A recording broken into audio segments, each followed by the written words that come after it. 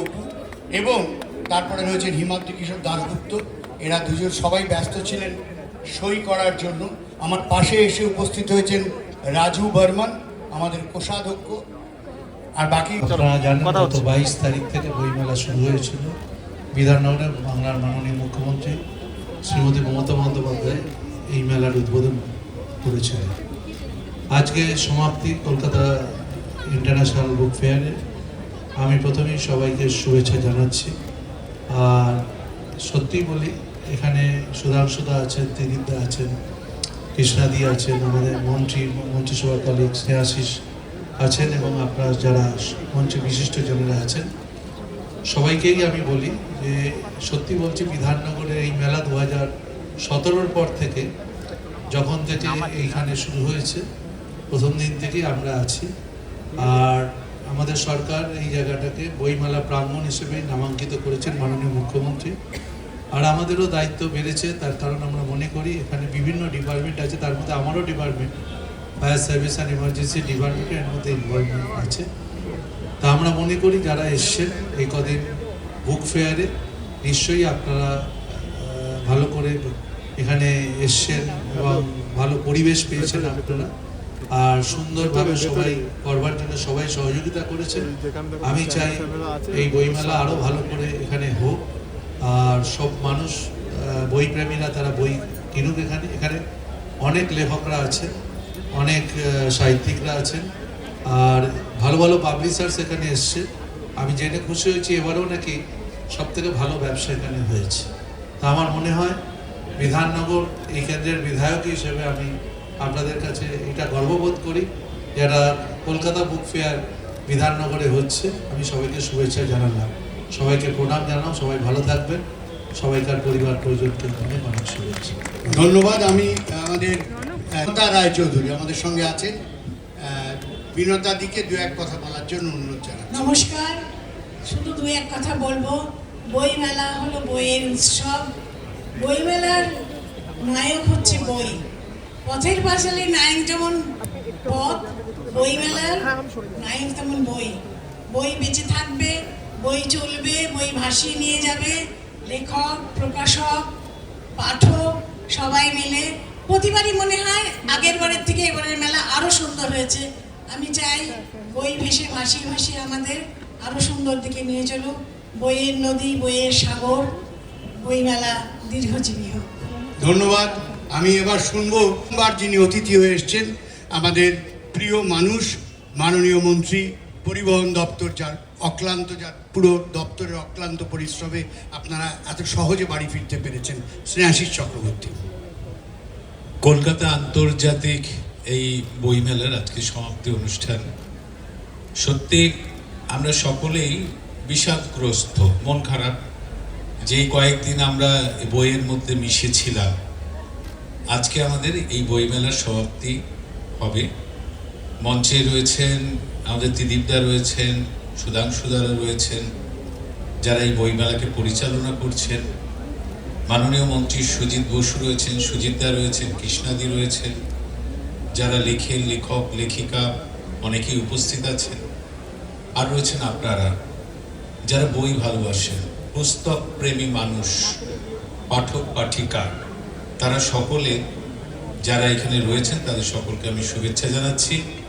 সত্যি আকার, আয়তন, ব্যাপ্তি, পাঠকের সংখ্যা, বই বিক্রি, তার যেভাবে প্রসারতা লাভ করেছে, আমাদের এই কলকাতা আন্তর্জাতিক বইমেলা সত্যি গর্বের হয়ে উঠেছে। আমাদের মাননীয় মুখ্যমন্ত্রী প্রথম থেকে শেষ পর্যন্ত লক্ষ্য রেখেছেন যে বইমেলা যাতে সুন্দর হয়ে ওঠে এবং যারা বই কিনবেন, বইমেলায় আসবেন, তারা যাতে সুন্দর স্বাভাবিকভাবে এই বই ঘাঁটতে পারেন, কিনতে পারেন, পড়তে পারেন। আজকে সমাপ্তি হচ্ছে, তবে একটা জিনিস আমরা সবাই মাথায় রাখতে পারি যে বই একজন লিখছেন, একজন সেটাকে প্রকাশ করছেন, আবার একজন পড়ছেন। কিন্তু যতজন পড়ছেন তারা, আপনারা প্রত্যেকেই কিন্তু একজন লেখক। তার কারণ আপনি যখন বইটা পড়ছেন, প্রতিটি লাইন যখন পড়ছেন, আপনার মস্তিষ্কে কিন্তু একটা ছবি ভাসছে আপনার মনের মধ্যে, আপনি কিন্তু একটা চিত্র কল্পনা করতে করতে চলেছেন লেখকের পাশাপাশি। ফলে এই বইমেলার আকর্ষণ কিন্তু কমছে না, ক্রমশ বাড়ছে। এবং অনেকে বলে যে এখন বই পড়ার সংখ্যা কমে গিয়েছে, অন্যদিকে আগ্রহ বেড়েছে। তথ্য কিন্তু তা বলছে না। তথ্য বলছে যে কলকাতার এই বইমেলায় বিক্রি ক্রমশ বাড়ছে এবং গতবারের রেকর্ডকে ভেঙে আবার নতুন রেকর্ড সৃষ্টি করছে। সকলে ভালো থাকবেন, নমস্কার। চমৎকার প্রকাশক তারাও লেখক, তাদের বইটা পড়তে হয়, যারা পাঠক তারাও লেখক। আমি লেখক হিমাদ্রি কিশোর দাশগুপ্তর কাছে যাচ্ছি। ধন্যবাদ এবং সবার প্রতি শুভকামনা জানিয়ে বলছি যে মোবাইলে 30 সেকেন্ডের রিল নয়, বিল অর্থাৎ বইমেলার বই কেনার রসিদ, সেখানে যুব সমাজ আবার ফিরে আসছে। যে কারণবশত এবছর জনসমাগম এবং পাঠক এবং ক্রেতার বৃদ্ধি ঘটেছে। সবাই শুভেচ্ছা নেবেন, সবাই ভালো থাকবেন। প্রকাশক, প্রকাশনার কর্মী, এদের তো অক্লান্ত পরিশ্রম থাকেই। সরকারের তরফে যারা এই লক্ষ লক্ষ পাঠক, তারা এই বইয়ের স্টলের বিশাল লাইনে যেরকম সহ্য ক্ষমতার পরিচয় দিয়েছেন গত 12 দিন ধরে, তাতে লেখক নয়, একজন পাঠক, একজন বাঙালি পাঠক হিসেবে আমি গর্বিত বোধ করি যে কি অসামান্য বাংলার পাঠকদের এই বইয়ের প্রতি ভালোবাসা। একদম নিশ্চুপে দাঁড়িয়ে তারা এই লাইন দিয়ে প্রচণ্ড পরিশ্রম করে একটি বই নিয়ে হাসি মুখে বাড়ি ফিরেছেন গত 12 দিন ধরে। আপনাদের জন্যই বাংলা সাহিত্য বেঁচে থাকবে, বাংলা ভাষা বেঁচে থাকবে। আপনাদের সবাইকে ধন্যবাদ এবং শুভেচ্ছা জানিয়ে শেষ করছি। এগিয়ে যাচ্ছে, এগিয়ে যাবে, কারণ একজন পাঠক তাকে 3 বার লাইন দিতে হচ্ছে। প্রথমে সেই স্টলে ঢোকার জন্য তিনি লাইন দিচ্ছেন, তারপরে বিল করার জন্য লাইন দিচ্ছেন, তারপরে লেখককে যদি দেখতে পাচ্ছেন লেখকদের অটোগ্রাফ এবং সেলফির জন্য লাইন দিচ্ছেন। এটা অতুলনীয়। শুধু একমাত্র কলকাতাতেই সম্ভব। আন্তর্জাতিক কলকাতা বইমেলা সর্ব অর্থে যে পাঠক ধন্য বইমেলা হয়েছে, তার প্রধান কারণ আপনারা বাংলার পাঠক, যারা এক একজন মাননীয় মন্ত্রী বললেন, এক একজন নিজেরাও লেখক। আমরা সকলেই এই বইমেলার সহযাত্রী।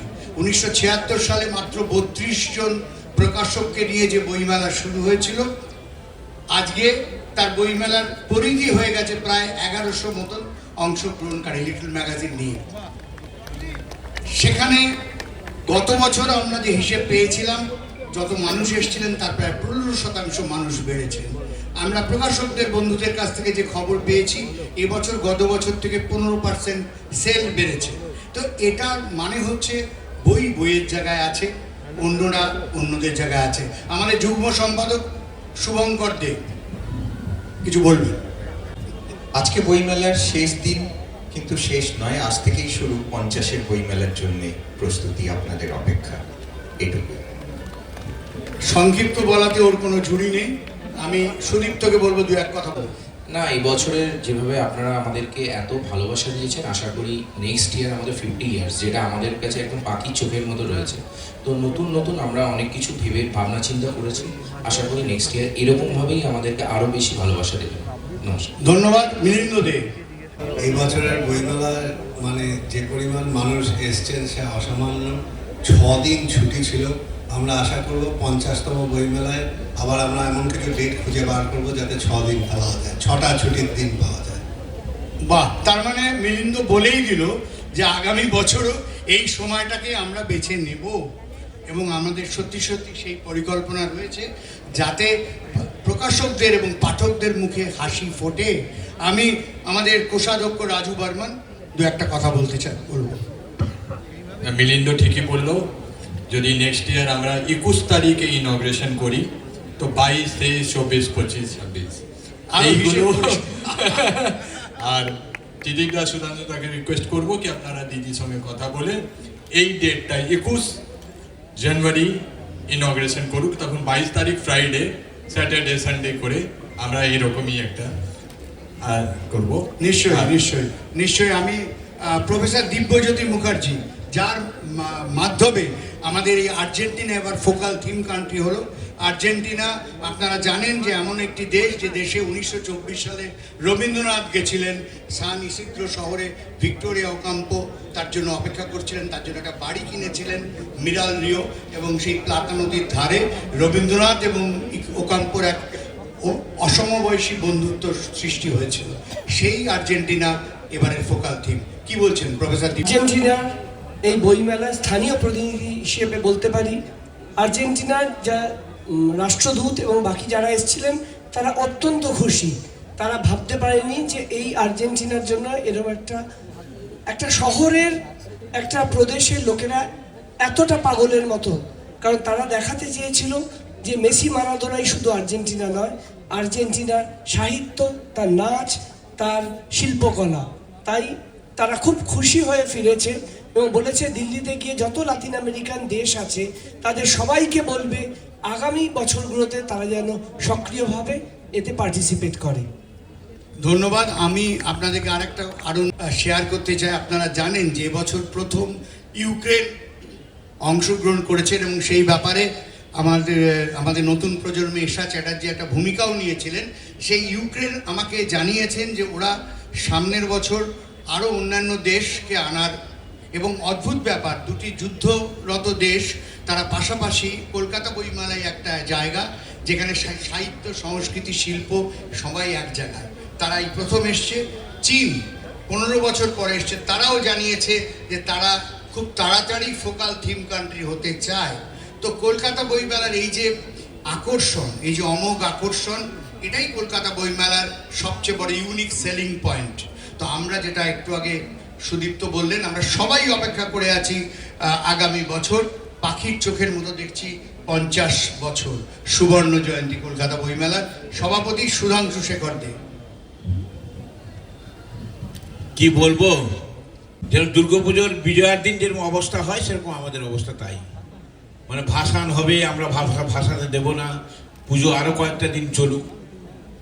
কারণ পুজোর উদ্যোক্তা হিসেবে আমরা যারা পুজোর সময় দেখতে যাই, দুটোই আমি ভূমিকা পালন করি, যে পুজোর উদ্যোক্তা হিসাবে এবং পুজোর ভাসানের সময়। সেই বইমেলাটাও ঠিক তাই। বইমেলা তৈরি হচ্ছে, এ আসবে সে আসবে, এরকম নানা রকম জটিলতা, কত জটিলতা সারা বছর ধরে। কোনো প্রকাশক স্টল পাইনি, সেও ফোন করতে আরম্ভ করলো। আমি বললাম ত্রিদীপকে বলো, ত্রিদীপ বললো সুধাংশুকে বলো। ঠিক এইরকম মানে ঘোরপ্যাচ চলতে থাকে আর কি। মানে আমরা সত্যি বলছি যে এই যে মাঠ, যা পরিধি, এতে অর্ধেক ছিল এই মাঠ। যখন আমরা প্রথম বইমেলা শুরু করি তখন কিন্তু এত বড় মাঠও ছিল না। সেটা মাননীয় মুখ্যমন্ত্রী মমতা বন্দ্যোপাধ্যায়ের উদ্যোগে এই জায়গাটা করতে পেরেছি। এবং আজকে কৃষ্ণাদি আছেন, তিনি স্বীকার করবেন, নিশ্চয়ই স্বীকার করবেন যে এই জায়গাটা এত বড় ছিল না। এখানে অনেক বসতি ছিল, তাদের সুবন্দোবস্ত করে তবেই আমরা এই বইমেলার জন্য এই জায়গাটা পেয়েছিলাম। মানে সেই কঠিন সময়, সেই সময় আমরা এই বইমেলার জায়গাটা আমরা দখল করতে পেরেছিলাম বা এই বইমেলা সাজাতে পেরেছিলাম। সেটা হচ্ছে মাননীয় মুখ্যমন্ত্রী, এবং এখানে কৃষ্ণাদি উপস্থিত আছেন, কৃষ্ণাদি। আর পেছন থেকে দোলা অনেক সময় আমাকে, দোলা দিয়ে বলবো আর কি, দোলা দিয়ে আমাকে টাকাটা মেরেছে বা খোঁচা দিয়েছে। দোলা দিয়ে বলা, মানে যেহেতু উনি এখন মাননীয় এমপি, সেই জন্য দোলাকে দোলা দিয়ে বলতাম সবসময়ের জন্য, তাই বলে গেছি। আজকে এই বইমেলা যে আজ পরিধি এতটা বেড়েছে এখানে, সেটা কিন্তু আমার এই যে পাবলিশার এবং বুক সেলার যারা আছেন, যাদেরকে আমরা স্টল দিতে পারি, এবং লিটল ম্যাগাজিন, এরা যদি আমরা যেখানে বইমেলা করি, যে জায়গায় বইমেলা করি না কেন, আমাদের তো শেষ নেই। আমরা ময়দান থেকে বিতাড়িত, তারপরে আমরা চলে এলাম যুবভারতী, সেখান থেকে বিতাড়িত, আমরা পারসাকাশি গেলাম, সেখান থেকেও বিতাড়িত। আমাদের বইমেলা কোনো স্থান ছিল না, বইমেলার নির্দিষ্ট কোনো স্থান নেই। এই বইমেলার নির্দিষ্ট স্থান সেটাও ঠিক করে দিলেন মাননীয় মুখ্যমন্ত্রী মমতা বন্দ্যোপাধ্যায়। আমি মানে কি বলবো, যে তাকে মানে শ্রদ্ধা ভক্তি যাই বলুন না কেন আমাদের বইমেলার জন্য বা বইয়ের জন্য। আজকে প্রকাশক বৃন্দ যারা এখানে উপস্থিত হয়েছেন, আজকে লিটল ম্যাগাজিন যারা উপস্থিত হয়েছেন, আমরা গর্বের সঙ্গে এই বইমেলাটা করতে পারি।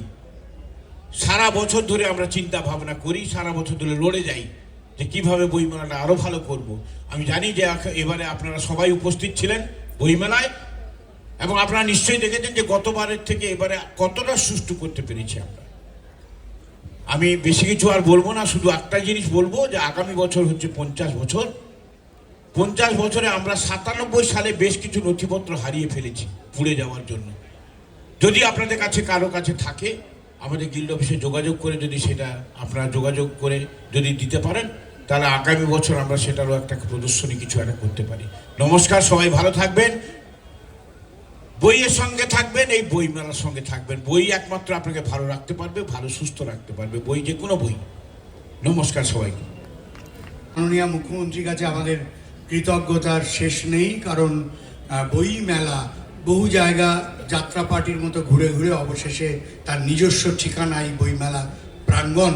তার জন্য যদি কেউ আমাদের পাশে দাঁড়িয়ে থাকেন, তার নাম মমতা ব্যানার্জি।